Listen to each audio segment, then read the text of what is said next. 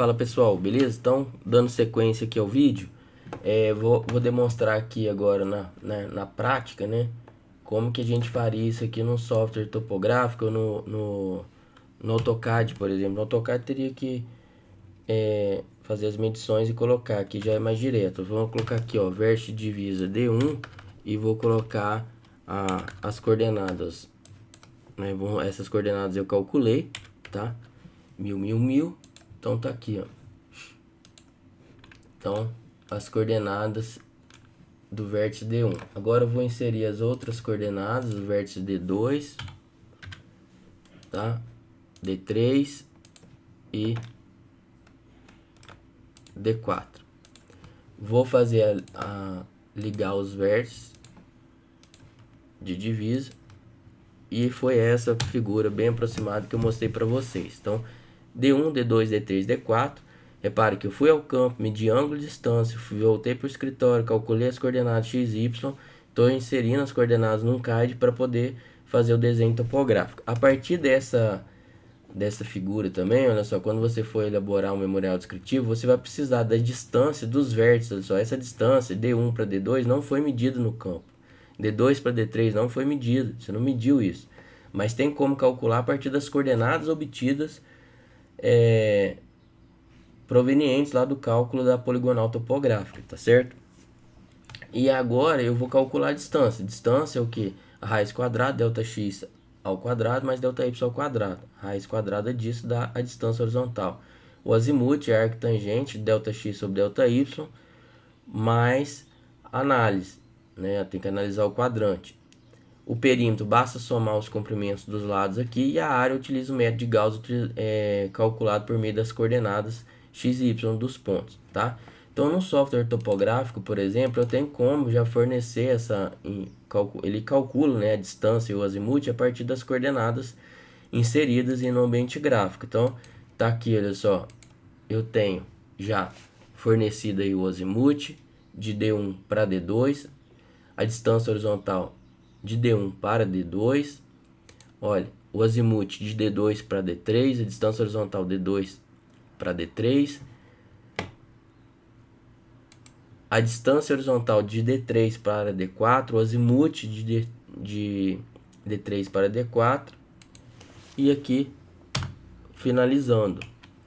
Então, veja, todas aquelas informações que eu falei para vocês que a gente tem que inserir, já de forma direta aqui o software calcula para vocês, tá certo? Então, você tem como calcular manualmente, que eu vou deixar os links aí dos vídeos já explicando como que faz esse cálculo. E tem como utilizar o software topográfico, por exemplo, o CAD, tá? Aqui já é mais direto. Vocês encontram esse programa para download, né, a versão demonstrativa na internet, tá certo? Para calcular a área, eu venho aqui, olha só, ferramentas, eu vou calcular a área, posso utilizar os vértices, igual, basta clicar nos vértices, ó, D1, D2, D3 e D4. Vou apertar Enter para concluir e ele mostra aqui para mim, olha só, a área, tá? Olha só, 698,251 metros quadrados ou 0,0698 hectares e o perímetro, tá certo? Outra forma de obter essa área para dimensionar, eu venho aqui, olha só, mesma forma, tá? Clico aqui na entidade que eu utilizei para desenhar e vou inserir aqui, ó, a área, né? Repare que foi o mesmo valor, 251. Se eu quiser aumentar, basta fazer o que, ó? Venho aqui dimensionar e eu vou colocar 3 casas decimais, tá certo? Vou selecionar a entidade, Enter, clica aqui, ele fornece. Então, olha só, 698,251. Tá? E o perímetro basta somar aqui os comprimentos dos lados, tá certo? Eu posso copiar, ó, CO, tá? Ele copia, e o perímetro aqui que a gente obteve aqui, né?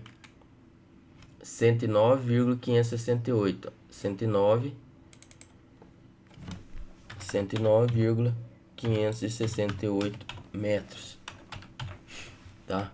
É o perímetro. Então,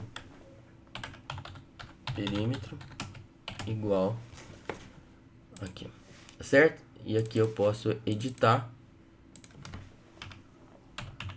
área igual, tá certo? Então aqui, olha só, essas informações que a gente consegue determinar a partir das coordenadas dos pontos, né? O azimuth entre os alinhamentos entre esses pontos, o alinhamentos formado entre os pontos, né? D1 para D2, tem um azimuth, tem a distância horizontal, assim sucessivamente.